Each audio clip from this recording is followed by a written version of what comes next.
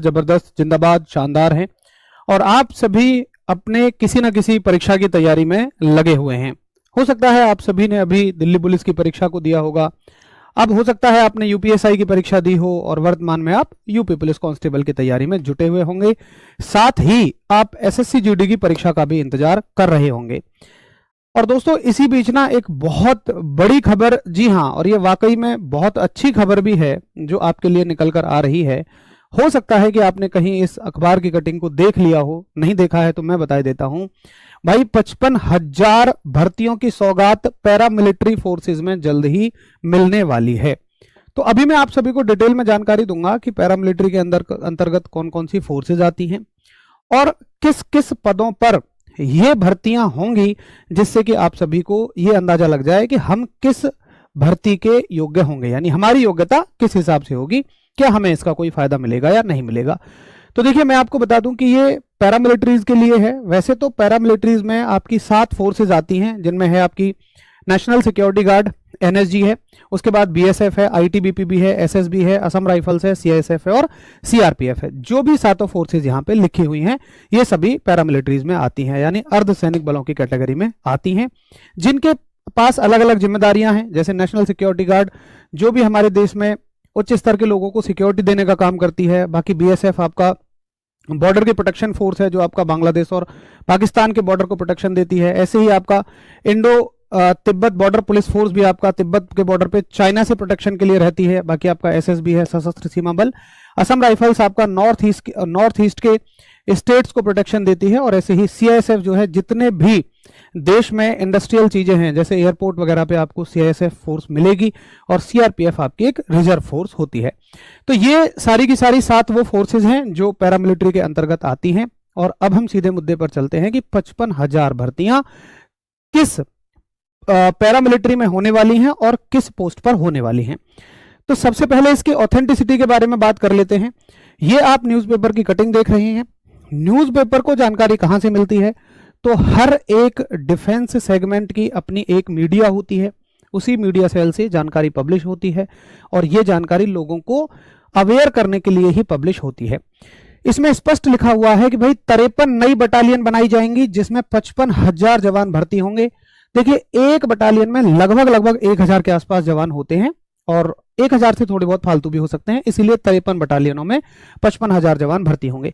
यहां पे स्पष्ट लिखा हुआ है, विभाग संबंधित गृह कार्य संबंधी संसदीय स्थायी समिति के अध्यक्ष डॉक्टर राधा मोहन दास अग्रवाल द्वारा राज्यसभा में पेश की गई 257वीं रिपोर्ट में कहा गया कि केंद्रीय बलों में 53 नई बटालियनों का प्रपोजल गृह मंत्रालय को भेजा गया है, जिसमें देखिए सीआरपीएफ में 20 अतिरिक्त बटालियन सृजित करने का प्रस्ताव विचाराधीन है। इस प्रस्ताव को मंजूरी मिलते ही सीआरपीएफ में करीब 22,000 जवानों की भर्ती होगी। तो सीआरपीएफ में 20 बटालियन होंगी और करीब 22,000 जवान अकेले सीआरपीएफ में भर्ती किए जाएंगे। उसके बाद बीएसएफ में 2 अतिरिक्त सेक्टर बनेंगे और 16 बटालियन बनेंगी। तो बीएसएफ में 16 बटालियन बनेंगी। उसके बाद एसएसबी में यानी सशस्त्र सीमा बल में 12 बटालियन बनेंगी और असम राइफल्स में 5 बटालियंस बनेंगी। तो आप लगभग ये मान लीजिए कि जैसे 20 बटालियनों में लगभग 22,000 जवानों की भर्ती होगी। ऐसे ही 16 बटालियनों में लगभग 16,000, 12 में लगभग 13,000 और 5 बटालियनों में लगभग 5,000। तो इस तरह से कुल 53 बटालियनों में नए 55,000 जवानों की भर्ती होगी। देखिए सीआरपीएफ में अकेले 20 बटालियन और लगभग 20,000 जवान भर्ती किए जाएंगे। और देखिए इस बात की पुष्टि यहां से भी होती है कि आप सभी को, अच्छा इसमें पहले भी देखिए और भी ऐसे बटालियन बनी हैं और पहले भी इस तरीके से ही, मतलब जब भी हमें सेना को बढ़ाना होता है तब नई बटालियनों की मंजूरी ही मिलती है। देखिए इससे पहले भी केंद्रीय सुरक्षा औद्योगिक सुरक्षा बल यानी सीआईएसएफ में 3 वर्ष के दौरान 3 बटालियनों के सृजन को मंजूरी दी गई है। ये बटालियन अब स्थापित हो भी चुके हैं, तो सीआईएसएफ में ऑलरेडी बटालियन स्थापित हो चुकी हैं। उसके अलावा देखिए आईटीबीपी में भी 7 बटालियन स्थापित हो चुकी हैं।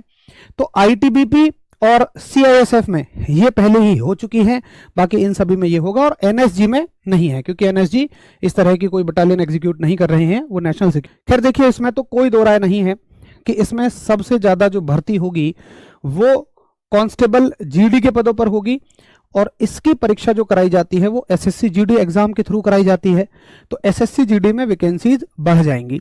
लेकिन देखिए, जब भी इस तरह से बटालियंस बनती हैं तो भाई वहां पर कुछ पदों के लिए ट्रेड्समैन और हेड कांस्टेबल मिनिस्ट्रियल की भी पोस्टें आती हैं, तो इस तरीके से संभावनाएं रहेंगी कि ट्रेड्समैन और हेड कांस्टेबल मिनिस्ट्रियल के लिए आपकी पोस्ट आए। क्या अभी से आपको कुछ करना चाहिए उसमें?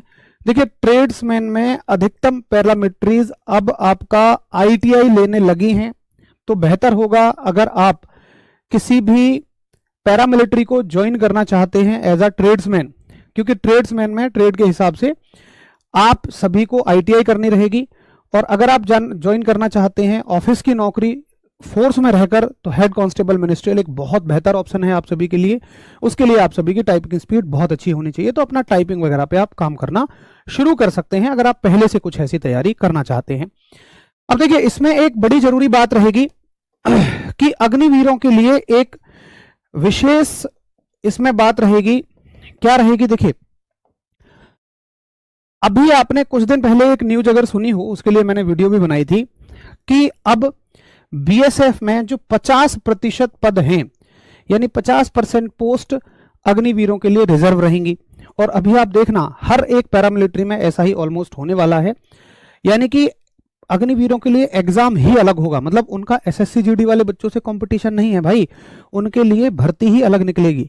पहले अग्निवीरों के लिए निकलेगी, फिर जनरल एसएससी जीडी की भर्ती निकलेगी, तो उनका अपने आप में ही कंपटीशन रहेगा। ये बड़ी अच्छी बात रहेगी। तो अग्निवीरों को इन बढ़ी हुई 55,000 भर्तियों पर बहुत बड़ा बेनिफिट मिलने वाला है, क्योंकि उन सभी के लिए हर एक ट्रेड में, अभी तो ये बीएसएफ के लिए प्रपोजल पास हुआ है, जहां तक देखा जाएगा तो सभी में इसको वरीयता दी जाएगी, क्योंकि वो जवान ऑलरेडी ट्रेंड है, नौकरी करके आ चुका है।